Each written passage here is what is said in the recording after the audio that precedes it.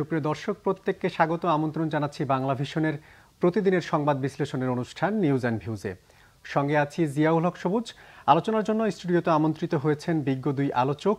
আমার বাম পাশে রয়েছেন অধ্যাপক এম শাহিদুজ্জামান, আন্তর্জাতিক বিশ্লেষক, এবং সর্ববামে রয়েছেন সাবেক সচিব জনাব আবু আলম মোহাম্মদ শহীদ খান। আপনার দুজনকে আলোচনায় স্বাগত জানাচ্ছি। দর্শক, আমরা আলোচনা শুরু করব, তবে তার আগে আমরা দিনের উল্লেখযোগ্য যেসব সংবাদ শিরোনাম রয়েছে সেগুলো জানব। এর মধ্যে যেসব সংবাদ শিরোনাম হয়েছে এর একটি হলো আবারও খারাপ সময়ের সতর্কতা আইন উপদেষ্টা ডক্টর আসিফ নজরুলের। স্বৈরাচারের প্রেতাত্মাদের তৎপরতা দেখছেন ডক্টর বদিউল আলম মজুমদার।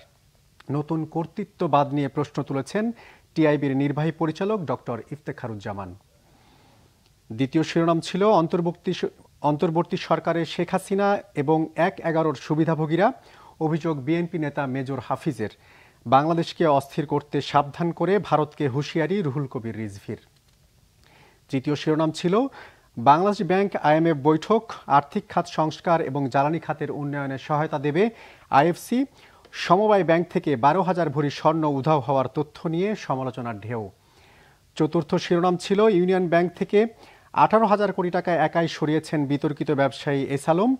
পাচার হওয়া অর্থ ফেরাতে কেন্দ্রীয় ব্যাংকের গভর্নরের নেতৃত্বে টাস্কফোর্স গঠন করা হয়েছে। আমরা এসব শিরোনামই দেখেছি মূলত দিনের আলোচিত বিষয়গুলোর মধ্যে ছিল। আমরা আলোচনা শুরুটা করতে চাই অধ্যাপক এম শাহিদুজ্জামানকে দিয়ে। আমরা যেটা দেখলাম যে সমবায় ব্যাংকের বিপুল পরিমাণ সম্পত্তি বেহাত হয়ে গেছে, এমন অভিযোগ জানিয়েছেন খোদ উপদেষ্টা হাসান আরিফ। তিনি জানিয়েছেন সমবায় ব্যাংকের ১২,০০০ ভরি যে স্বর্ণ ছিল সেটির খোঁজ মিলছে না। সরকারি প্রতিষ্ঠানে এমন একটি ঘটনা আসলে কিভাবে দেখছেন? এটা অবাক হওয়ার কিছু নেই, কেননা এটা একটা আগেকার যে কালচার ডেভেলপ করেছে চুরি করার, এবং তারই ধারাবাহিকতা। এবং এটা যেমন আমাদের কেন্দ্রীয় ব্যাংকে যা ঘটেছে, স্বয়ং আমাদের একজন অত্যন্ত পরিচিত অর্থনীতিবিদ ডক্টর আতিউর রহমানের গভর্নরশিপের সময় এত বিরাট জালিয়াতি হয়ে গেল। এতে সমবায় ব্যাংকেও যে এরকম একটা কিছু ঘটবে না, এটা না চিন্তা করার কোনো কারণ নেই। তবে প্রশ্ন হচ্ছে যে আমরা কি এটা মোকাবেলা করতে পারবো? এই কালচার থেকে কি বের হয়ে আসতে পারবো? কেননা এখানে যদি উপযুক্ত শাস্তি না দেওয়া হয় এবং এই অভ্যাসগত যে দৈন্যতা, এগুলো থেকে যদি বের হয়ে আসা না হয়, তাহলে কিন্তু ভবিষ্যতেও আরও অন্ধকার। এবং সেজন্য আমার মনে হয় যে আমাদের অনেক ধৈর্য ধরতে হবে। অনেক আগে থেকেই বলা হয়েছিল যে এই সরকারকে সময় দিতে হবে, অন্তত কার্যকরভাবে যদি একটা পরিবর্তন আনতে হয়, যে অভূতপূর্ব মানে ক্ষতি হয়েছে এই দেশে, সেটা থেকে বের হয়ে আসতে হলে ধৈর্যও দরকার, সময়ও দরকার।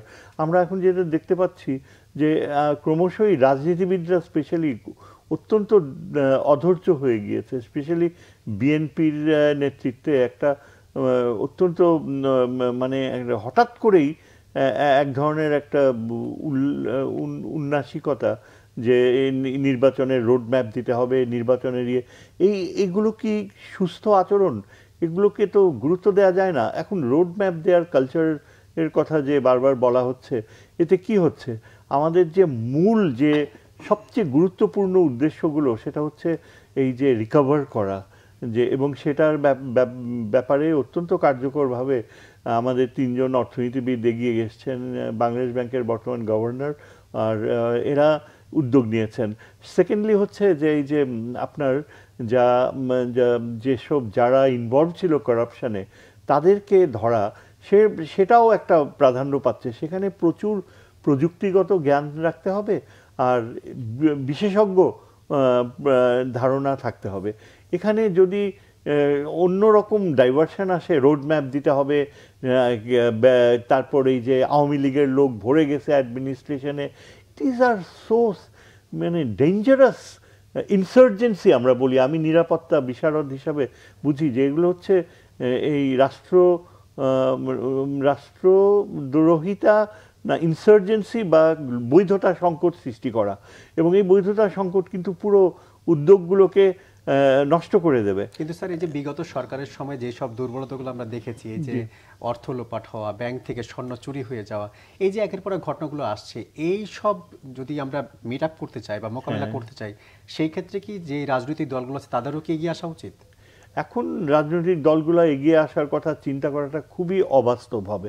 দেখেন, রাজনৈতিক দল বলতে যা বোঝায়, এখন এই যে বিএনপি আর অন্যান্য যে কয়টা দল, আওয়ামী লীগকে বাদ দিলে এখন কি আছে? এখন আমি যদি সাধারণ মানুষের কথা বলতে যাই, আমি নিজেও একজন সাধারণ মানুষ, নাগরিক। ব্যাপক জনগোষ্ঠীর ধারণা হচ্ছে যে এই সরকারকে সময় দিতে হবে এবং তাদের 1.5 মাসে তারা যতটুকু করতে পেরেছে, যতটুকু তারা উদ্যোগ নিয়েছে, এটা মানবিক দিক থেকে চিন্তা করলে এটা খারাপ না। এবং সেখানে জনাব আবু আলম শহীদ খান, আপনার কাছে একই প্রসঙ্গ জানতে চাই যে অনেকেই তো স্বর্ণ বন্ধক রেখে তারা হয়তো ঋণ নিয়েছিলেন সমবায় ব্যাংক থেকে, সেই ব্যাংক থেকে এই সব এত ভরি স্বর্ণ, যেটা কেজির ওজনে প্রায় 140 কেজি স্বর্ণ বলা হচ্ছে, সেটা খোয়া গেছে বা লোপাট হয়ে গেছে। এই যে এত বড় ঘটনা ঘটলো, এটা আসলে কিভাবে মোকাবেলা করা হবে, কিংবা এই যে স্বর্ণটা খোয়া গেল সেটা আসলে যাদের বন্ধক কি সম্পত্তি ছিল তাদেরকেই বা কিভাবে ফেরত দেওয়া হবে? না, এটা তো আপনার আইনগত ব্যবস্থা নিতে হবে, যেটা নেওয়ার কথা। এবং এটা তো নতুন ঘটনা নয়, এর আগেও তো ঘটেছে। আপনি বিমানবন্দর থেকেও তো সোনা গায়েব হয়ে যায়, যেসব সোনা ধরা পড়ে। এমনকি বাংলাদেশ ব্যাংকেও এরকম ঘটনা ঘটে। তো এটা ঘটে যায়, ঘটে, এবং ঘটার পরে কোনো ব্যবস্থা হয় না। এটা হলো আগের সিস্টেম ছিল আর কি, যে কারণে এগুলো ঘটতে থাকে। তা এখন যে হাসান আরিফ সাহেব যেটা বলেছেন, একটা জায়গায় আজকে বোধহয় কুমিল্লাতে উনি গিয়েছিলেন, সেখানে সমবায়ীদের ব্যাপারে কিছু ছিল, কথা বলতে যেয়ে তিনি এটা একটা উদাহরণ হিসেবে বলেছেন। দেখেন, আমরা এরকম ঘটনা, উদাহরণ এরকম অনেক শুনেছি। এখন যেটা দরকার সেটা হলো যে অ্যাকশন কি, আপনি কি অ্যাকশন নিলেন। সময় তো দিতে হবে, সময় দেন আপনি, কিন্তু অ্যাকশন তো নিতে হবে। তো এই যে 12,000 ভরি গেল বা যে কোনো জিনিস ঘটলো, সমবায়ীদের ধন সম্পদ লুট হয়ে যায়। সমবায় নিয়ে একটা নানান কাণ্ড আছে বাংলাদেশে। সমবায় ইজ এ বিগ প্রবলেম। সমবায় ব্যাংকও একটা বড় প্রবলেম। যে কোনো সমবায় সমিতি একটা বিগ প্রবলেম। সেখানে নেতৃত্বের কোন্দল থাকে, এক দল আরেক দলকে সরায়। ওখানে আবার রাজনীতির চেয়ে সমবায়ের যে সভাপতি, সাধারণ সম্পাদক, কোষাধ্যক্ষ, এগুলো হওয়ার জন্য অনেকের খুব আগ্রহ থাকে। ওইটা থাকে, এবং তাদের কাজই হলো যে ওই জনগণ, যে সমবায়ী যারা আছেন, তাদেরকে ভুলিয়ে বাফিয়ে তাদের সম্পদটাকে করায়ত্ত করা, লুটপাট করা। তো এইটা একটা লুটপাটের সংস্কৃতি ছিল আগেও। তো সেখানে বড় ধরনের অ্যাকশনে যেতে হবে। আদৌ আমি সমবায় ব্যাংক নামক ব্যাংক রাখবো কিনা। তো আপনি এখন সমবায় ব্যাংক নিয়ে আলোচনা করছেন, বাংলাদেশের প্রতিষ্ঠিত 8টা-9টা ব্যাংকে টাকা দিতে পারে না। আপনি 1 লাখ টাকার বেশি দিতে পারেন একটা ব্যাংক, যেগুলো এস আলম সাহেবের নিয়ন্ত্রণাধীন ছিল। এই যে আপনি একটু আগে বলে একটা ব্যাংকের কথা বললেন, যেখান থেকে উনি 18,000 কোটি টাকা নিয়ে গেছে, ইউনিয়ন ব্যাংক, তাই না? তো আপনি ওইটার দাম হচ্ছে 120 কোটি টাকার মতো, যেটা নিয়ে আমরা প্রথম আলোচনা করতেছি। আর ইউনিয়ন ব্যাংক থেকে 18,000 কোটি টাকা নেই, তাই না? আমি এরকম বলবো না যে এটা খুব কম টাকা, কেন এটা মানুষের, সাধারণ মানুষের স্বর্ণ, সুতরাং তাদেরকে ফেরত দিতে হবে। এবং গভর্নমেন্টের কিন্তু, আমাদের আইন কানুন তো সাধারণ দরিদ্র মানুষের পক্ষে না। আপনি বাংলাদেশ ব্যাংকের governor is a very learned person. উনি এই অনেকের মধ্যে যে কাজ করতেছেন, অনেক কাজ করছেন।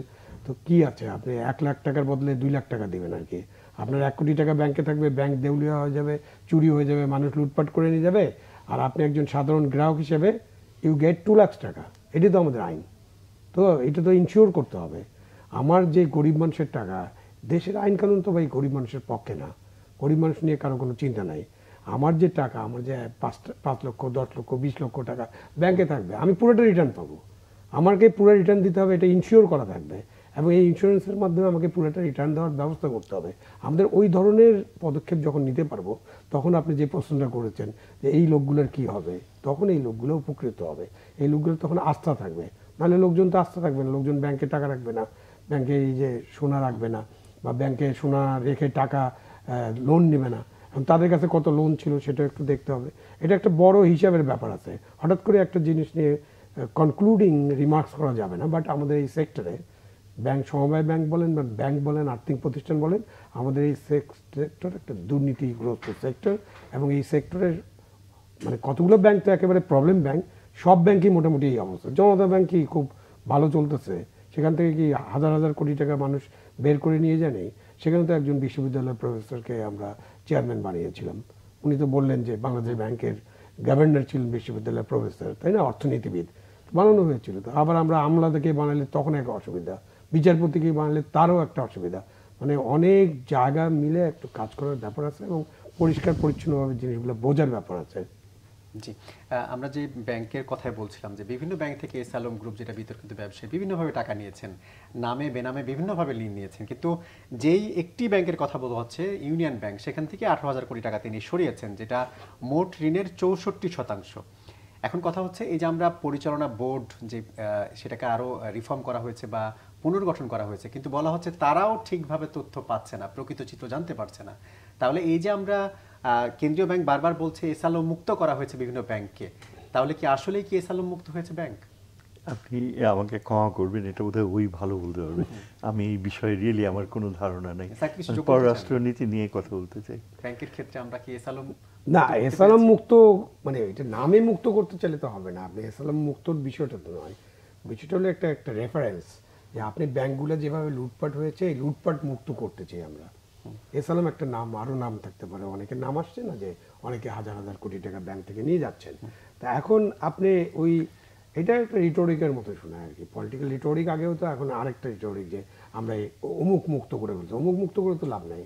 আমি যেটা বললাম যে সিস্টেমটাকে এমনভাবে ঢেলে সাজাতে হবে বা সিস্টেমটাকে মানুষের আস্থায় নিয়ে আসতে হবে যে সিস্টেমের মধ্যে দিয়ে এই এস আলম নামের লোকেরা, XYZ নামের লোকেরা, তারা এই সিস্টেম থেকে পুরো জিনিসটা লুটপাট করে নিয়ে যাবে না। ইউনিয়ন ব্যাংকের আপনি একসময় ইউনিয়ন ব্যাংককে করছে এটা আমরা জানি, ইউনিয়ন ব্যাংক কাকে দেওয়া হয়েছে সেটাও আমরা জানি, এগুলো রাজনৈতিক বিবেচনা ছিল। তারপরে ওখানে একটা কথা বলা হলো যে 95%-এর উপরে আপনি লোন দিতে পারবেন। আর আপনি যেটা বললেন 95%-এর উপরে লোন দিবেন আর 64% একজন মানুষের কাছে যাবে, তো সেটা এটা নিয়ে চলে যাবে। এটাই তো খুব স্বাভাবিক, এটাই তো হয়েছে বাংলাদেশের লুটপাটের যে সংস্কৃতি, সেই সংস্কৃতির মধ্যে ব্যাংক থেকে লোন নিয়ে সেটা পাচার করা, যে মুদ্রা পাচার, টাকা পাচার বলি না আমরা। তো আপনার এই যে 18,000 কোটি টাকা নিয়ে এটা দেশে আছে নাকি? থাকলে উদ্ধার করেন। আপনার তো এস আলম সাহেবের ব্যাপারে ওই সরকারের সময়, বিগত সরকারের সময় প্রথম আলো এবং আপনারা অনেকেই অনেক রকম নিউজ দিয়েছেন না, কি করলো, কত টাকা উঠে নিল। একবার তো বলাই হলো যে 45,000 কোটি টাকা এক বছরে, কি আগস্ট, ব্ল্যাক আগস্ট নাম দেওয়া হয়েছিল, যদ্দূর আমার পরে মনে পড়ে। সেই ব্ল্যাক আগস্ট আগের বছর ব্ল্যাক আগস্ট, তাই না, ভয়ঙ্কর ব্ল্যাক নভেম্বর। তো ভয়ঙ্কর নভেম্বরে 45,000 কোটি টাকা নিয়ে গেছে। এবং কি বুয়ার নামে টাকা, ড্রাইভারের নামে টাকা, যে প্রতিষ্ঠানের নামে টাকা, সেই প্রতিষ্ঠানের কোনো ঠিকানা নাই। তো আপনি তখন তো সুযোগ ছিল, আপনি তাকে ডাকতেন। এবং তারপরে আমার জুডিশিয়াল যে প্রসেসে গেলাম, তখন বলা হলো যে ইলেকশনের আগে তার কোনো শুনানি হবে না। পরে আবার রায় দেওয়া হলো যে না, তার দুর্নীতি দমন কমিশন আপনি সেটা তদন্তই করতে পারবে না। তো এইসব তো বাংলাদেশে ঘটেছে। ওই ঘটনাগুলো থেকে মনে করেন যে একটা অ্যানালাইসিস করে আপনি এখন কি করতে চান, সেটা হলো আসল জিনিস। আপনি কি করতে চান? নিশ্চয়ই তাদের কিছু সম্পদ আছে, ইয়ে আছে, দায় দেনা, এটাকে ইয়ে করবেন। আপনি তো কারো ইন্ডাস্ট্রি পুড়িয়ে দিয়ে, যেমন ঘটেছে না, কারো কারো ইন্ডাস্ট্রিতে আপনার আগুন লাগানো হয়েছে, জনক্ষোভ আছে, কিন্তু কেন আগুন লাগালো, কি কারণ? আপনি যখন আগুন লাগা দেন একটা ইন্ডাস্ট্রিতে, সেই ইন্ডাস্ট্রির এগেনস্টে যদি 100 কোটি টাকা 200 কোটি টাকা লোন থাকে, তাহলে আপনি এটা উদ্ধার করবেন কিভাবে? ইন্ডাস্ট্রিয়ালিস্ট পালিয়ে যেতে পারে, বাংলাদেশে 71-এ এটা ঘটেছে, বা যে কেউ কোনো সম্পদ ছেড়ে চলে যেতে পারে। তখন আপনি কি করবেন? এটার জন্য একজন অ্যাডমিনিস্ট্রেটর নিয়োগ করবেন, অ্যাডমিনিস্ট্রেটর নিয়োগ করে ওটা চালু রাখবেন, এবং ওখান থেকে আপনি জনগণের যে টাকা, এটা ব্যাংকের টাকা মানে কিন্তু জনগণের টাকা, জনগণের টাকাটা উদ্ধারের ব্যবস্থা করতে হবে। অধ্যাপক শাহিদুজ্জামান, আপনার কাছে আসতে চাই যে প্রধান উপদেষ্টা জাতিসংঘের সাধারণ অধিবেশনে অংশগ্রহণ শেষে দেশে ফিরেছেন, যেখানে জো বাইডেন সহ 12টি দেশের রাষ্ট্র বা সরকার প্রধানদের সাথে তিনি বৈঠক করেছেন। 40টি গুরুত্বপূর্ণ বা উচ্চ পর্যায়ের বৈঠকে তিনি অংশ নিয়েছেন। সব মিলিয়ে কেমন হলো তার এই সফর? এই সফরের মধ্য দিয়ে আসলে বাংলাদেশের সাথে যে মার্কিনদের যে সম্পর্ক, সেই সম্পর্ক আরো বেশি ডেভেলপ হবে বলে মনে করেন কিনা? হ্যাঁ, অবশ্যই। এই সফরটা খুবই কার্যকর হয়েছে, এতে কোনো সন্দেহ নেই। এবং জো বাইডেনের সাথে দেখা হওয়া, ভারতের প্রধানমন্ত্রীর সাথে না দেখা হওয়া, তারপর পাকিস্তান ও চীনের যে নেতৃবৃন্দের সাথে দেখা হওয়া, এগুলো অত্যন্ত গুরুত্বপূর্ণ ঘটনা ছিল। এবং একটা আগামী দিনগুলোয় এই যে চিফ অ্যাডভাইজারের যে গতিবিধি কোন দিকে যেতে পারে, তার একটা বড় ধরনের ইঙ্গিত বের হয়ে এসছে। বলা বাহুল্য যে মার্কিন যুক্তরাষ্ট্র যে উষ্ণতা দেখিয়েছে তার প্রেসিডেন্ট, তাতে বোঝা যায় যে ভারত যে ধরনের দৃষ্টিভঙ্গি তুলে ধরার প্রয়াস নিয়েছিল মার্কিনী অ্যাডমিনিস্ট্রেশনে, সেটা পুরোপুরি ব্যর্থ হয়েছে। এবং মার্কিন যুক্তরাষ্ট্র সহ ওয়ার্ল্ড ব্যাংক একটা ভালো কমিটমেন্ট করেছে। যেটা সবচেয়ে বড় অ্যাচিভমেন্ট আমার মনে হয় যে আমাদের অ্যাডভাইজার, উনি ঢাকায় ফিরে এসেছে যথেষ্ট নিশ্চয়তা পেয়ে যে আমাদের যে একটা বড় অঙ্কের যে অর্থনৈতিক দৈন্য ছিল এবং যেটা রিকভার করা খুবই জরুরি, সেই ব্যাপারে খুবই ভালো আস্থা ও অর্জন করেছে।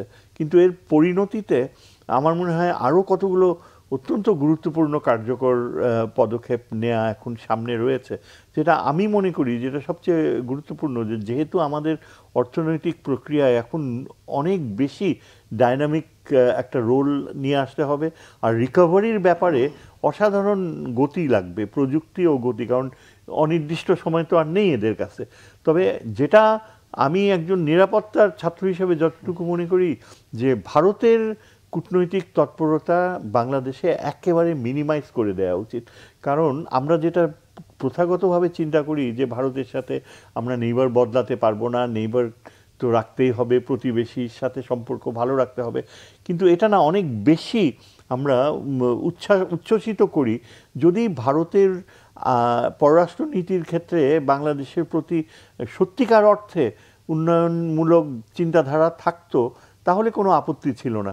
কিন্তু এখন আমরা যেটা দেখতে পাচ্ছি এই বিদেশ সফরের, ইউএন সফরের প্রেক্ষাপটে, যে ভারতের রোল ক্রমাগত অত্যন্ত নেতিবাচক হবে আগামী বছরগুলোতে, এবং আমরা যে অর্থনৈতিক রিকভারি করব সেখানে ভারত অনেকাংশে, আমি এটা কূটনীতির ছাত্র হিসেবে যা মনে হয়, যে ভারত অনেকাংশেই কিন্তু বাধা দেবে। কিন্তু ডোনার দেশ হিসেবে ভারতের সাথে সম্পর্ক উন্নয়ন কি আমাদের আসলে সম্পর্ক উন্নয়ন তো স্বাভাবিক সময়ে হয়, কিন্তু এখন এই সময়টা, এই আগামী একটা বছর আমরা এমন একটা প্রক্রিয়ায় যাচ্ছি যে ভারত আমাদের উপকারের চেয়ে অপকারই বেশি করবে। এতে করে কি দূরত্ব বাড়তে পারে? দূরত্ব বাড়লে তাতে কোনো ক্ষতি নেই, কেননা এটা পুষিয়ে নেওয়া যাবে, এবং ভারতকে এডুকেট করতে হবে, কারণ ভারত এমন একটা প্রক্রিয়া ইনভলভ ছিল যে তারা পুরাপুরি শুধু অর্থনীতি না, আমাদের সোশিও কালচারাল লাইফ, আমাদের ধর্মীয় বিশ্বাস থেকে নিয়ে শিক্ষাগত যে প্রক্রিয়া ছিল সেখানে বড়ভাবে প্রভাব ফেলছিল, এবং এই প্রভাবের মাত্রা কিন্তু কমে যাবে না,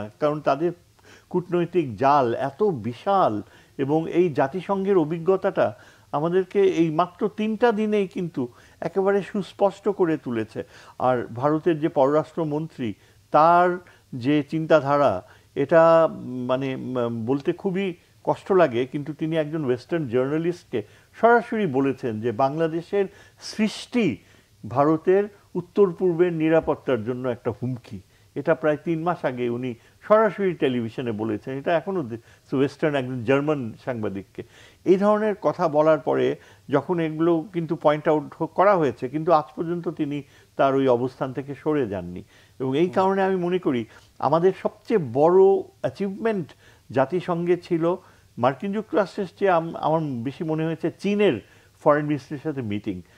হয়তো আমরা অনেকে জানি যে চায়নায় প্রেসিডেন্টের পরে এই এই পররাষ্ট্রমন্ত্রী কিন্তু সবচেয়ে প্রভাবশালী, এবং তিনি নিজের উদ্যোগে সামনাসামনি বসে বৈঠক করেছেন, এবং আমার যতদূর মনে হয়েছে তিনি অত্যন্ত আগ্রহী।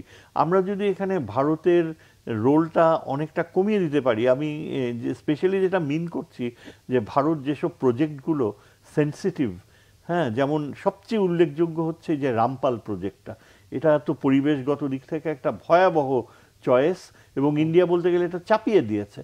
অবিলম্বে আমার মনে হয় ভারতকে রামপালের এই প্রজেক্ট থেকে সরে যেতে বলা উচিত, এবং যেসব সেন্সিটিভ জায়গা, যেমন ধরেন যে উত্তরবঙ্গে সোলার প্রজেক্ট, সেটা 25 মাইল করিডোরের একদম কাছে, এবং 25 মাইল করিডোরে বাংলাদেশের ভূখণ্ডের উপরে ভারতের যে কতখানি দৃষ্টি রয়েছে সেটা তাদের এই যে রিটায়ার্ড জেনারেলসরা বারবার তুলে ধরে। ওই রকম সেন্সিটিভ জায়গায় ভারতকে কোনো কাজে অবস্থান দেওয়াটা ক্ষতিকর। এগুলোর ব্যাপারে কিন্তু আমার মনে হয় খুব দ্রুত পদক্ষেপ নেওয়া উচিত। জি, জনাব আবু আলম শহীদ খান, যেই বিষয়টি বলা হচ্ছে যে আসলে মার্কিন যুক্তরাষ্ট্রের সাথে সম্পর্ক হয়তো ভালো হয়েছে, আমরা বিভিন্ন দেশের সরকার বা রাষ্ট্রপ্রধানদের সাথে বৈঠকও হয়েছে প্রধান উপদেষ্টার, এখন কথা হচ্ছে চীন বা মার্কিনীদের সাথে সম্পর্ক উন্নয়ন করতে গিয়ে যেটা স্যার বলছিলেন যে ভারতের কূটনৈতিক সম্পর্কের সাথে যদি মিনিমাইজ হয়ে যায় বা সম্পর্ক কমেও যায় তাতেও ক্ষতি নেই, আপনিও কি একই মত পোষণ করেন? না, ভিন্নমত তো থাকতেই পারে। আপনার কূটনৈতিক সম্পর্ক আপনি কার সাথে কতটুকু গাঢ় করবেন সেটা তো আপনাদের সরকারের বিভিন্ন সময়ের যে চিন্তা, সেই চিন্তা থেকে তৈরি হবে। ভারতের সাথে আমাদের একটু টানাপোড়েন চলছে, টানাপোড়েনের মধ্যে আমরা আছি। যেহেতু আমরা একটা অডিয়েন্স চেয়েছিলাম ভারতের প্রধানমন্ত্রীর সাথে এবং সময় মিলে নেই, এটাই কূটনৈতিক ভাষণ, সময় মিলে নেই। কেননা উনি যে সময়ে আমাদের প্রধান উপদেষ্টা ওখানে ছিলেন সেই সময় ভারতের প্রধানমন্ত্রী ওখানে ছিলেন না। কিন্তু শিডিউলটা তো আগের থেকে করা হচ্ছিল। না, শিডিউল করা হলো তো ওই সময়টা থাকতে হবে আপনার। যখন জাতিসংঘের সাধারণ পরিষদ অধিবেশন বলে এক এক নেতা এক এক দেশের এক এক সময় যায়, তা আমাদের সাথে আমাদের প্রধান উপদেষ্টার সাথে বাইডেনের বৈঠক তো খুবই ইম্পর্টেন্ট বৈঠক ছিল, চীনের বৈঠক খুবই ইম্পর্টেন্ট, পাকিস্তানের বৈঠকও খুবই ইম্পর্টেন্ট, এবং আরও অন্যান্য বিশ্ব নেতার সাথে তার বৈঠক হয়েছে। আমরা ওয়ার্ল্ড ব্যাংক, এডিবি সব থেকে বেশ কিছু কমিটমেন্ট পেয়েছি, IMF থেকে কমিটমেন্ট পেয়েছি।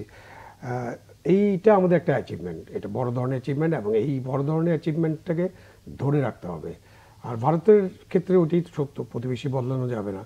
সুতরাং ওই যে আপনার ভারতের পররাষ্ট্রমন্ত্রী যেটা বলেছেন ওটাকে আমি অ্যাডভান্টেজ মনে করছি, মানে আমি মনে করছি উনি যা বলছে যে আমাদের বাংলাদেশ হলো তাদের উত্তর পূর্বের জন্য একটা বড় ধরনের চ্যালেঞ্জ, এইভাবে আমি দেখি। That is our geographical advantage. কিন্তু একটা বড় চ্যালেঞ্জ হতে পারি আমরা। ভারতের সাথে দীর্ঘদিনের যে সম্পর্ক বাংলাদেশের কিংবা বিগত সরকারের সময় যেই সম্পর্ক ছিল, আর সেই সম্পর্কে কিছুটা কি ভাটা পড়ছে, নাকি আমরা দূরে সরিয়ে দিচ্ছি, না তারা আমাদেরকে দূরে ঠেলে দিচ্ছে? না, এটা নিয়ে তো এখন একদম কনক্লুডিং কিছু বলা যাবে না। আপনার শুধু বিগত সরকার না, আপনি 2001 সালে যখন বিএনপি নির্বাচিত হয়েছিল তখন তাদের সাথে ভারতের কেমন সম্পর্ক ছিল এটা নিয়ে ঢাকাবাসী অনেকেই জানেন, আপনারাও জানেন। হ্যাঁ, গুলশান ক্লাবে কি হয়েছিল, কিভাবে শ্যাম্পেন বোতল খোলা হয়েছিল, এখানকার যে রয়ের যে স্টেশন চিফ ছিলেন তিনি ছিলেন, এবং কে ছিল এটা আমরা জানি তো। সুতরাং আমাদের যে কোনো সরকারের সাথে, এরশাদ সাহেবের সাথে ভারতের সম্পর্ক কেমন ছিল আমরা সবাই জানি। পরবর্তীকালে যখন উনি বিরোধী দলে ছিলেন বা ওনার উপরে যে চাপ সৃষ্টি হতো, ওনাকে এসে যে কথা বলতো, যখন ঘটনা ঘটে তখন এরশাদ সাহেব কোথায় ছিলেন, ট্রেনিংয়ে কোথায় ছিলেন। সো আমাদের সরকারদের সাথে ভারতের সম্পর্ক সবসময় ভালো ছিল। টানাপোড়েন আছে, বর্ডার হত্যা আছে, সীমান্তে হত্যাকাণ্ড, আমাদের নদীর পানি 54টা অভিন্ন নদী আছে, বিশেষ করে কয়েকটা বড় নদীর পানি নিয়ে আমাদের অনেক সমস্যা, চুক্তির বিষয় আছে, আমরা নেগোসিয়েশন করার বিষয় আছে আছে। কিন্তু সরকারের সাথে ভারত সরকারের, জনগণের সাথে ভারতের জনগণের যে অবিচ্ছেদ্য সম্পর্ক, সেই সম্পর্ককে সামনে রেখেই আপনাকে ভালোভাবে নেগোসিয়েট করতে হবে, যাতে আপনি সমানভাবে কাজ করতে পারেন, আপনার স্বার্থ লঙ্ঘিত না করে, আপনার স্বার্থ বিনষ্ট না করে, মানে জাতীয় স্বার্থ, নিজের স্বার্থের কথা বলছি না, জাতীয় স্বার্থ যাতে কোনোভাবেই ক্ষতিগ্রস্ত না হয় সেভাবে আমরা নেগোসিয়েট করতে পারি। এবং আমরা কিন্তু খুব জিওগ্রাফিক্যাল অ্যাডভান্টেজেস পজিশনে আছি। চীন এবং মার্কিন যুক্তরাষ্ট্রের সাথে আমাদের সম্পর্ক, সেখানে আমাদেরকে আরও নেগোসিয়েশন করার ক্ষেত্রে অ্যাডভান্টেজিয়াস পজিশন দেবে, এটা আমার ধারণা। জি, আমরা আলোচনা করব, একটা ছোট্ট বিরতিতে যেতে হচ্ছে। দর্শক, নিচ্ছি ছোট্ট একটা বিরতি, একটু পরেই ফিরবো, আমাদের সঙ্গে থাকুন।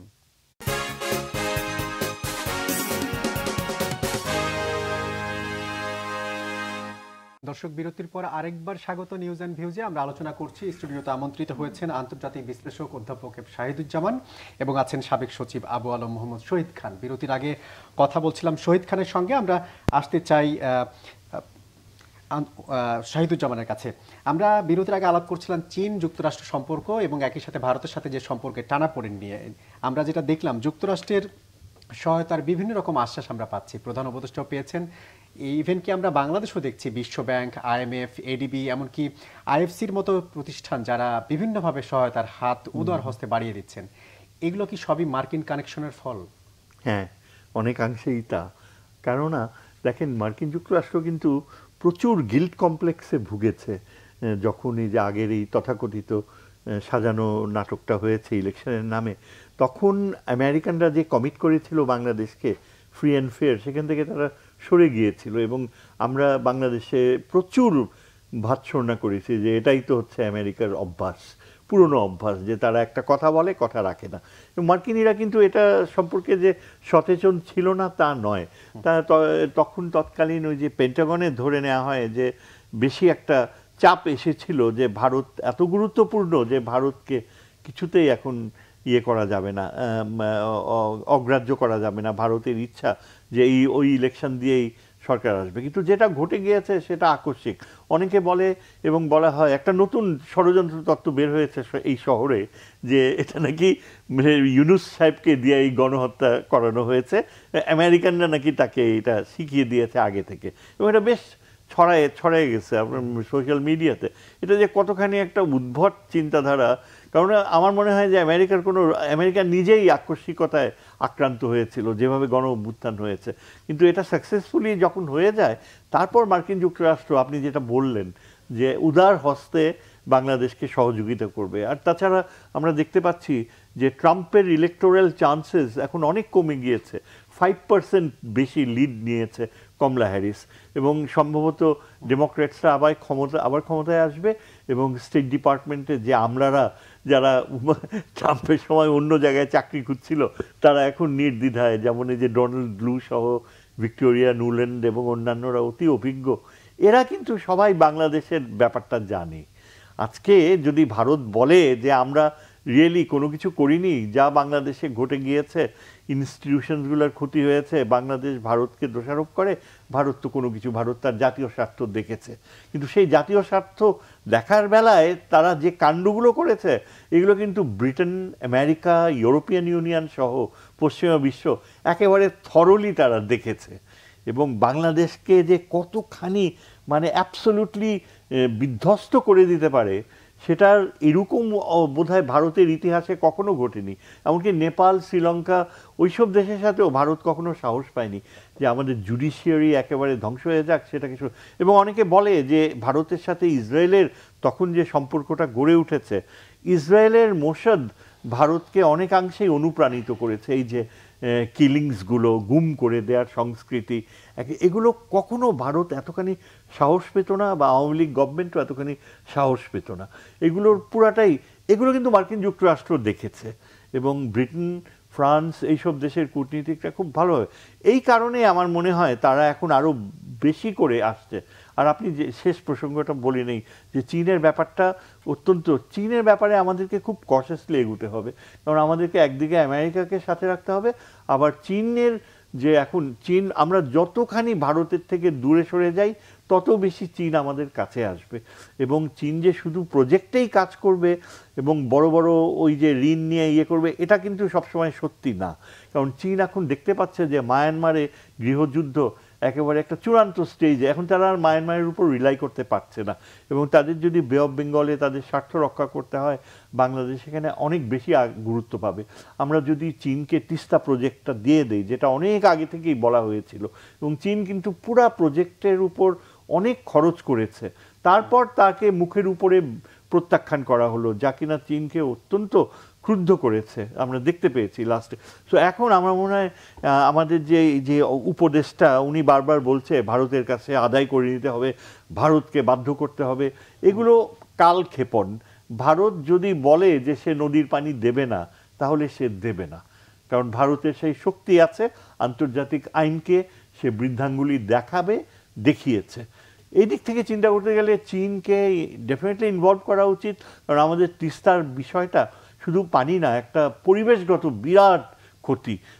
এই যে মরুকরণ প্রক্রিয়া বৃদ্ধি পাবে, একদম ফরিদপুর পর্যন্ত নাকি চলে যেতে পারে যদি আমরা তাড়াতাড়ি সেখানে স্টোরেজ ড্যাম না তৈরি করি। তো সেদিক থেকে চিন্তা করতে গেলে চীনের সাথে আমাদের নিরাপত্তা সহযোগিতারও একটা বিরাট সম্ভাবনা রয়েছে। উত্তরবঙ্গের যে সীমান্ত এবং আমাদের যে হিল ট্র্যাক্টসে যে বর্তমানে যে একটা নিরাপত্তা হুমকি, সেখানে চীনের সহযোগিতা অত্যন্ত কার্যকর হতে পারে। আমরা যেটা জানি যে চীন এবং ভারত বরাবরই একটা বৈরী সম্পর্ক আছে তাদের মধ্যে। এখন আমরা যদি সম্পর্ক উন্নয়নের ক্ষেত্রে কোন বিষয়গুলো আসলে প্রাধান্য দেব? তাদের সাথে তো ভারতের সাথে আমাদের কিছু প্রজেক্টের সাথে বিভিন্ন ক্ষেত্রে ইনভলভ ছিল, চীনের সাথেও আমাদের কিছু প্রকল্প ছিল, এবং আমরা এখন যে মার্কিন সম্পর্ক দিন দিন উন্নত হচ্ছে, সেই সম্পর্ক বজায় রেখে আসলে কোন দিকটা প্রায়োরিটি দেওয়া উচিত?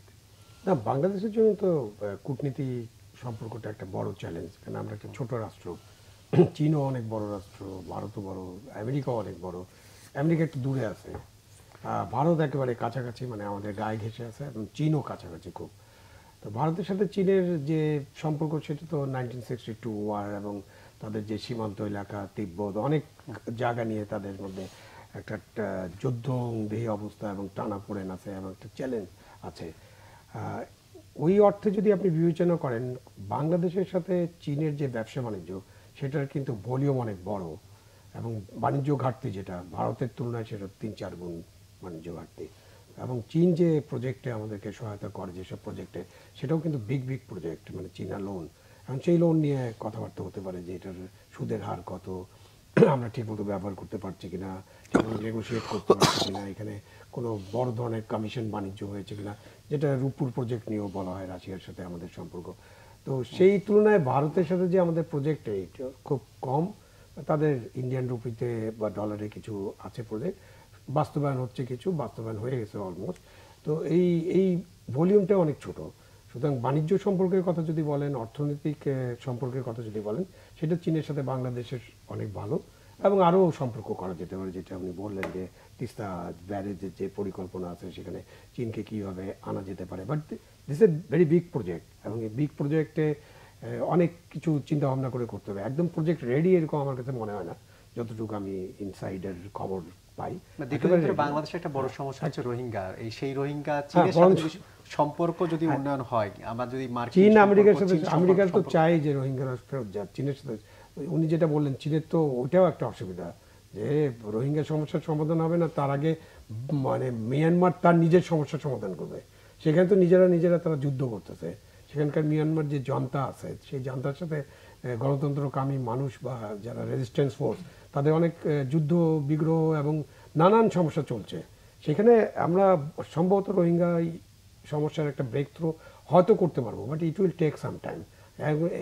কোনো ম্যাজিক ইনুসারের কাছে নাই যে আগামীকাল থেকে রোহিঙ্গা প্রত্যাবাসন শুরু হবে। একটা বড় সমস্যা, এবং এই সমস্যা কিন্তু শুরু হয়েছিল 1977-79 ওই সময় থেকে। তো এটা দীর্ঘদিনের সমস্যা। সংখ্যা কমেনি, দিন দিন বেড়েছে। হ্যাঁ, সংখ্যা কখনো কমে নাই, দিন দিন বেড়েছে। তো এখানে আপনি এই সমস্যার সমাধান করতে পারবেন যদি মিয়ানমারে একটা গভর্নমেন্ট থাকে, যে গভর্নমেন্ট এই সমস্যাটাকে মানবিক দৃষ্টিকোণ থেকে, রাজনৈতিক দৃষ্টিকোণ থেকে বিবেচনা করবে। না হলে এমন কোনো গভর্নমেন্ট যদি থাকে যে গভর্নমেন্ট রোহিঙ্গা সমস্যার কোনো মানবিক সমাধান করতে চায় না, কোনো রাজনৈতিক সমাধান করতে চায় না, তাহলে খুব ডিফিকাল্ট হবে। চীন বলবে আর ওরা আমাদেরকে নিয়ে নেবে, এরকম ঘটবে না। চীনের অনেক প্রভাব আছে মিয়ানমারের উপর, ভেরি ট্রু। চীনের অনেক বাণিজ্য আছে। চীনের মিঠা পানি মাছের 70% থেকে 90% বার্মা থেকে যায়। চীনের বার্মাতে অনেক ইনভেস্টমেন্ট আছে। আপনার যে মিয়ানমারের যে হেড মানে ক্যাপিটাল সিটিতে হোটেলগুলোর 70%-এর মালিক হলো চীনারা। তাদের অনেক ব্যবসা বাণিজ্য আছে। সো অনেক দিক দিয়ে চীনের সাথে তাদের সম্পর্ক খুবই ভালো, কিন্তু বলা মাত্রই ওই গভর্নমেন্ট এই কাজটা করবে এরকম নয়, এরকম হবে না আসলে। তো এগুলো আমাদের সমস্যা, আমাদেরকে হ্যান্ডেল করতে হবে আমাদের ওয়েতে। আপনি কাকে সাথে পাবেন? রাশিয়াকেও নিতে হবে সাথে, চীনকে নিতে হবে, আমেরিকাকে নিতে হবে, এবং ওয়েস্টও আমাদের সাথে থাকবে। তখন আপনি রোহিঙ্গা সমস্যার একটা ভালো সমাধান, একটা গ্রহণযোগ্য সমাধানে হয়তো পৌঁছতে পারবেন। জি, আপনি কিছুক্ষণ আগে বলছিলেন যে আসলে বাংলাদেশে যখন গণ অভ্যুত্থান হয় তখন ভারত তার জাতীয় স্বার্থটা দেখেছে। সেই সময় আসলে চীন এবং যুক্তরাষ্ট্র তারা তাদের কোন স্বার্থটা দেখেছে?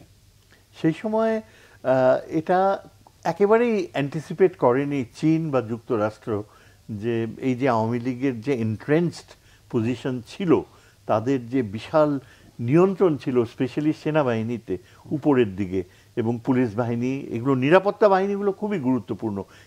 এছাড়া কালচারাল লাইফে, এডুকেশনাল লাইফে, বিশ্ববিদ্যালয়গুলোতে তাদের এত শক্তিশালী পজিশন, কাজেই যুক্তরাষ্ট্র আর চীনের পক্ষে স্বাভাবিকভাবে এটা বোঝা প্রায় অসম্ভব ছিল।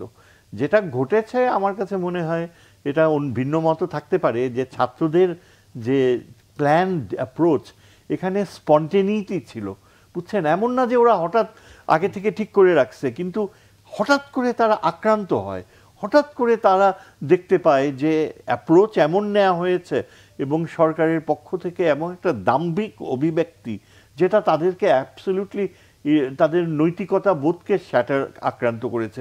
বিশ্ববিদ্যালয়ের ছাত্ররা কিন্তু এমনিতে সহজে এগুলোতে ইনভলভ হয় না, কারণ প্রচুর চাপ সেমিস্টার সিস্টেমে। সেখানে মেয়েরা যেভাবে অ্যাবসলিউটলি রিভোল্ট করেছে, তাদের মানে বিবেকের মধ্যে আঘাত করা হয়েছে। এই জিনিসটা এমন ছিল যে চীন বা যুক্তরাষ্ট্রের পক্ষে অনুধাবন করা অসম্ভব ছিল, কিন্তু যখন ঘটে যায় তখন কিন্তু চীনও বোঝে, চীনও সেভাবে নিজের নীতি, বাংলাদেশের প্রতি নীতিকে এখন চেঞ্জ করে নিয়েছে, এবং এটা অনেকটাই নির্ভর করবে এই সরকারের উপর যারা এখন দায়িত্ব নিয়ে। আমি আনন্দের সাথে বলছি যে আমাদের যে পররাষ্ট্র সচিব, যে সে কিন্তু চীনে ছিল রাষ্ট্রদূত হিসেবে এবং খুবই মেধাবী, আন্তর্জাতিক সম্পর্কের আমাদেরই ছাত্র ছিল এবং অত্যন্ত মেধাবী, তার ক্যারিয়ারও খুব ভালো এবং আমরা আশা করতে পারি যে চীনের সাথে সম্পর্ক উন্নয়নের ক্ষেত্রে এই কেয়ারটেকার গভর্নমেন্ট একটা ভালো ব্রেক থ্রু করবেই। আমরা আশা করি যে আমাদের একটা বেশ ভালো একটা পরিস্থিতি ডেভেলপ করবে। জি, আমরা যেটা দেখেছি আজকে আইন উপদেষ্টা ডক্টর আসিফ নজরুল তিনি বলছিলেন যে সামনে হয়তো আরো খারাপ সময় আসতে পারে, এজন্য সতর্ক থাকতে হবে এবং ঐক্যবদ্ধভাবে আরো যেভাবে প্রতিরোধ করা যায় সেই ব্যাপারে সতর্ক থাকার আহ্বান জানিয়েছেন তিনি। আসলে তার এই শঙ্কার কারণটা কি? সামনে আরো খারাপ সময় আসতে পারে এমন কাকে প্রতিরোধ করার কথা বলছে? কিন্তু নির্দিষ্ট কোনো ব্যক্তিকে বলে নাই বা নির্দিষ্ট কোনো গোষ্ঠী বা কোনো দেশকে বলে নাই, বলেছেন যে সামনে আরো খারাপ সময় আসতে পারে, সেজন্য ঐক্যবদ্ধ থাকতে হবে। সতর্কতা আমার মানে একজন গণকর্মচারী হিসেবে সরকার এবং সরকারের উচ্চ পর্যায়ে যারা থাকে মানে পলিসি লেভেলে মানে মিনিস্টার্স অর অ্যাডভাইজার্স, মানে এখন তো অন্তর্বর্তীকালীন সরকার, তার তো মিনিস্টার, তাদের নাম হচ্ছে অ্যাডভাইজার। তো ওই political ministers, advisers and other people, তারা কখন কেন কি বলেন এটা খুবই মানে ধর্তব্যের মধ্যে এনে ওটাকে বোঝার চেষ্টা করা খুব ডিফিকাল্ট। যে এরকম একটা ঢালাওভাবে কথা বলেছে সামনে খারাপ পরিস্থিতি আসতেছে, এটা তো যে সরকার চলে গেছে, যিনি চলে গেছেন তিনিও অনেকবার বলেছেন এই পরিস্থিতি আসতেছে, ওই পরিস্থিতি, হ্যাঁ আপনার শ্রীলঙ্কা হবে নাকি এটা, এরকম বলছেন তাদের লোকেরা, তাদের যারা মুখপাত্র ছিলেন দলের। তো আমি আসলে রাজনৈতিক রিটোরিককে আমার কাছে খুব মনে হয় যে কেন ওনারা বলেন এবং কি কারণে বলেন এটা বোঝা খুব কঠিন।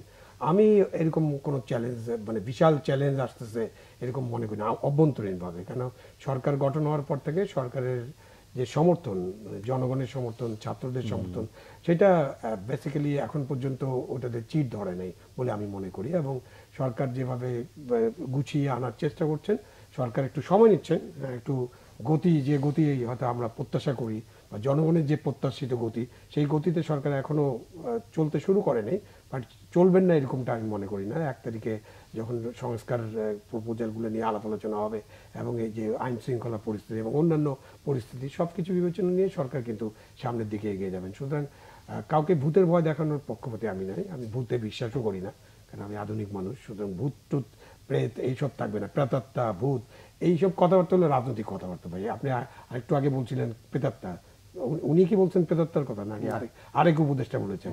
এই যে ভূত প্রেত প্রেতাত্মা খোঁজা, এইটা না করে বরঞ্চ আমার যে কাজ, আমি যে দায়িত্বটা নিয়েছি বা জনগণ আমাকে যে দায়িত্বটা অর্পণ করেছে, সেই দায়িত্বটা আমি কত সুচারুরূপে পালন করতে পারবো সেটা দেখা আমাদের মূল কাজ। সেটা করতে পারলে বাংলাদেশের জন্য সামনে ভালো দিন আসতেছে। কেন আমরা শুধুমাত্র ভয় দেখানো, শুধুমাত্র অতীত ঘেটে, শুধুমাত্র অন্য জিনিস নিয়ে নাড়াচাড়া করে সামনে আগাতে পারবো না। কারণ স্পেসিফিক অন্তর্বর্তীকালীন সরকারের এজেন্ডা আছে, রাষ্ট্র সংস্কার একটা এজেন্ডা, এবং এই সংস্কারের 6টা প্রধান দিক তারা অলরেডি চিহ্নিত করেছেন, আর 2-4টা হয়তো তারা করবেন। 6টি কমিশন গঠন হলে 6 জায়গায় করতে হবে কাজটা করে আমরা একটা নির্বাচনে যাব, একটা জনগণের ভোটের মাধ্যমে একটা সরকার হবে। এখন পরিষ্কারভাবে আমি যেটা মনে করি এটাও জনগণের সরকার, কারণ গণ অভ্যুত্থানের মধ্য দিয়ে এই সরকারটা গঠিত হয়েছে এবং এই সরকারের পিছনে জনসমর্থন ছিল। পুরানা সরকার পালিয়ে গেছে, পুরানা পার্লামেন্ট ভেঙে গেছে, এটাকে রেফার করা হয়েছে সুপ্রিম কোর্টে। সুপ্রিম কোর্ট থেকে রেফারেন্স দেওয়ার পরে সুপ্রিম কোর্ট বলেছে যে হ্যাঁ এই সরকার শপথ নিতে পারে। রাষ্ট্রপতি তিনি এখনো আছেন, তিনি তখনও ছিলেন, শপথ নিয়েছেন, শপথ করিয়েছেন। তো সব মিলিয়ে এই সরকারের যে লিগ্যাল ইয়াটা সেটা একদম পরিষ্কার পরিচ্ছন্ন আমাদের সামনে। সুতরাং এই সরকার একটা লিগ্যাল সরকার, বাট এই সরকারটা অন্তর্বর্তীকালীন সরকার। এবং যখনই আমরা বলি যে সরকার নিজেই যেহেতু নাম ঠিক করেছে অন্তর্বর্তীকালীন সরকার, এটা আমরা ঠিক করে দেয়নি, জনগণও ঠিক করে দেয়নি, তারাই ঠিক করেছেন যে তারা অন্তর্বর্তীকালীন সরকার হিসেবে শপথ গ্রহণ করবেন, করেছেনও তাই। সুতরাং তাদের মেয়াদও তাদেরকে খেয়াল রাখতে হবে। অন্তর্বর্তীকালীন সরকার মানে তো এটা বিশাল মানে 5 বছরের সরকার বা 10 বছরের সরকার না। 5 বছরের সরকার এখন কনস্টিটিউশন অনুযায়ী যদি এই কনস্টিটিউশন থাকে তাহলে সেই সরকার হবে জনগণের নির্বাচিত সরকার, তাদের মেয়াদ হবে 5 বছর। সুতরাং এই সরকার কতদিন থাকবেন, কিভাবে চলবেন, কি কি কাজ করবেন, এবং সংস্কার হচ্ছে একটা চলমান প্রক্রিয়া, এটা প্রত্যেক সময় চলতে হবে, প্রতি বছর চলবে। সুতরাং সব সংস্কার শেষ করে তারপরে আমরা একটা নির্বাচন করব, সেই নির্বাচন খুব ভালো হবে, তারপরে আমাদের যে নানীদের গল্পের মতো ঘুম পাড়ানি গল্প আছে না, ওরকম গল্পের মধ্যে তো কেউ থাকবে না। আসলে গল্পটা করা যাবে কিন্তু থাকবে না, আমাদের হলো প্র্যাকটিক্যাল করতে হবে যে এই সময় আছে, এই সময়ের মধ্যে আমরা এইটুকু করতে পারবো, বাকিটুকু করবে জনগণের নির্বাচিত সরকার, সেই কমিটমেন্টটা তাদের কাছে আদায় করতে হবে। তাহলেই আমাদের যে জনগণের যে অভ্যুত্থানের স্বপ্ন, সেই স্বপ্ন বা লক্ষ্য বাস্তবায়ন করাটা সহজ হবে। জি, আবু আলম শহীদ খান তো যেটা বলছিলেন যে আসলে সংস্কারে কতটুকু সময় লাগবে সেটা একটা বিষয়।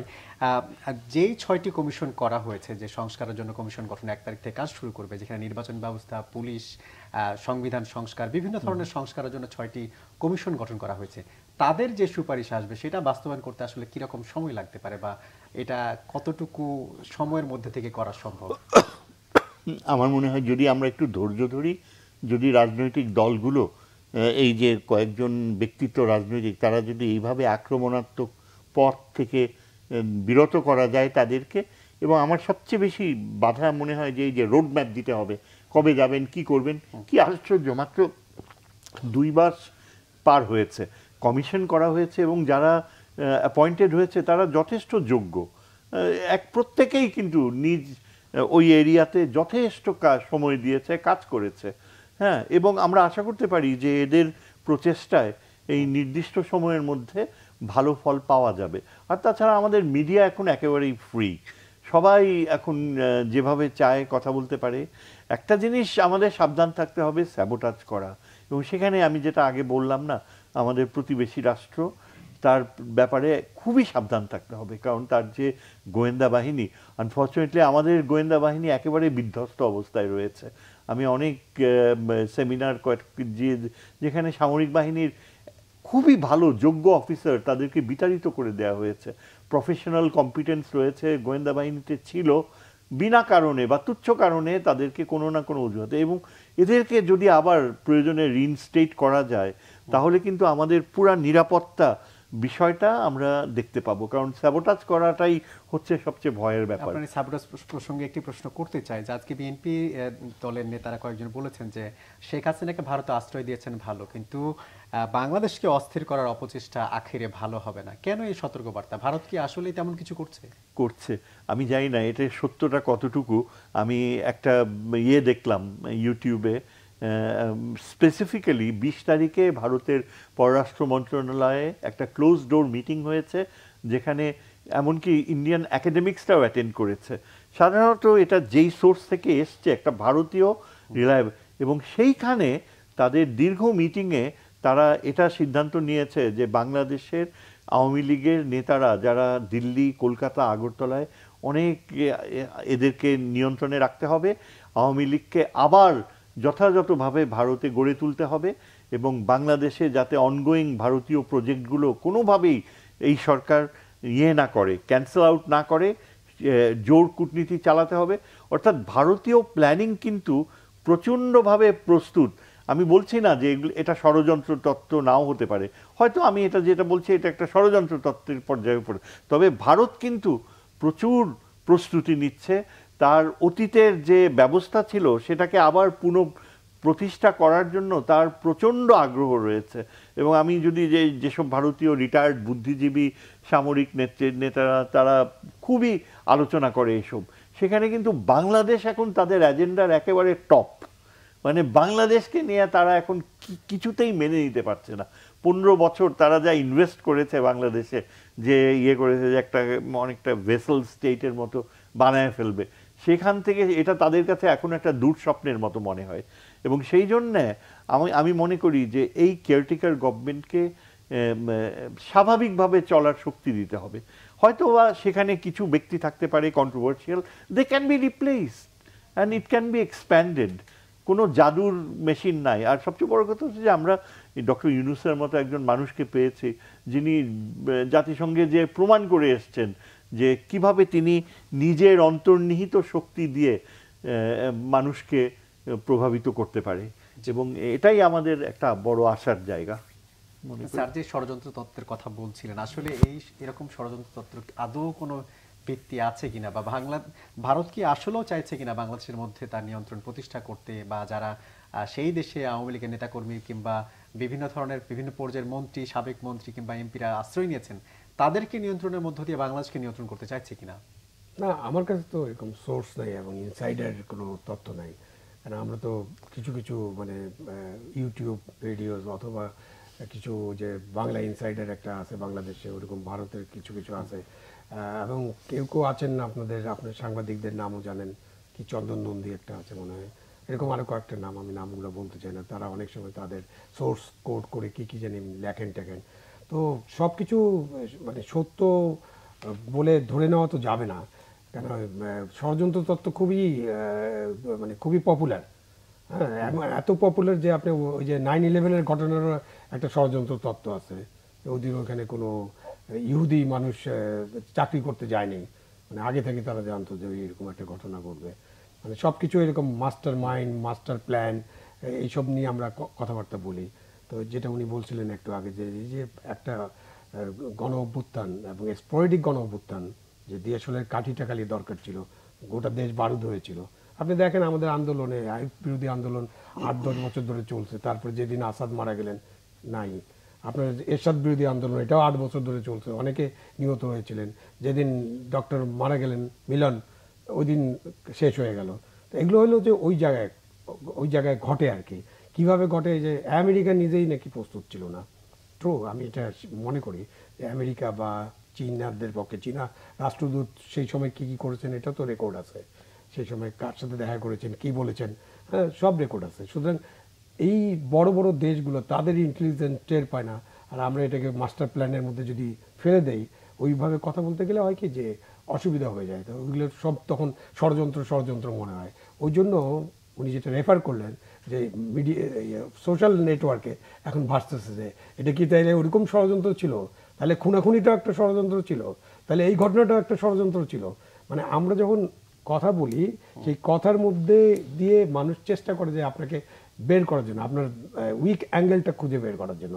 সেই জন্য আমি বললাম যে উপদেষ্টা সাহেব প্রেতাত্মা, ভূত, ষড়যন্ত্র এরকম যদি দেখতে থাকে না, তাহলে অনেক কিছুই ডাইলিউট হয়ে যাবে। ভারতের ওখানে ভারত নিশ্চয়ই এটাকে ঠিকমতো হজম করতে পারেনি, ভেরি ট্রু। আমিও মনে করি এটা, যে ভারতের যে 15 বছর বা বাংলাদেশের সাথে যে সম্পর্কের যে উচ্চ মার্গের সম্পর্ক, এবং যেভাবে কথা বলা হয়েছিল, মানে অরুচিকর কথাবার্তা বলে আমাদের সম্পর্ক দেখানো হয়েছিল, স্বামী স্ত্রীর সম্পর্ক, আরও কি বলা হতো আর কি। তো এইসব শোনার পরে তো বাংলাদেশের মানুষের, সাধারণ মানুষের একটা ধারণা হতেই পারে যে কি তাহলে ভারত কি আমাদেরকে একটা অঙ্গরাজ্য বানিয়ে ফেলছে কিনা। বাট বাংলাদেশের মানুষ তো প্রমাণ করছে যে আমরা কারো অঙ্গরাজ্য হওয়ার জন্য আমাদের জন্ম হয়নি, এবং বাংলাদেশের মানুষ কিন্তু এই স্বাধীনতা কারোর কাছে বিকিয়ে দেওয়ার জন্য বাংলাদেশের মানুষ স্বাধীন হয়নি। এটা আমরা আগেও বলছি, এখনও বলছি, এবং ভবিষ্যতে বলবো যে বাংলাদেশের জন্ম হয়েছে স্বাধীন বাংলাদেশ হয়ে টিকে থাকার জন্য। এখানে কোনো রাষ্ট্র এসে আমাদের পুরো মাতব্বরি করবে, আমরা তাদের অঙ্গরাজ্য হয়ে যাব, নো ওয়ে। বাংলাদেশের মানুষ বুকের রক্ত দিয়ে আবার প্রমাণ করবে যে না, আমরা এটা হতে দেব না। অসংখ্য ধন্যবাদ জনাব আবু আলম মোহাম্মদ শহীদ খান, অসংখ্য ধন্যবাদ জনাব অধ্যাপক শাহিদুজ্জামান আজকে সময় দেওয়ার জন্য। দর্শক, এই ছিল আজকে নিউজ এন্ড ভিউজ। এতক্ষণ যারা সঙ্গে ছিলেন সবাই ভালো থাকবেন, শুভরাত্রি।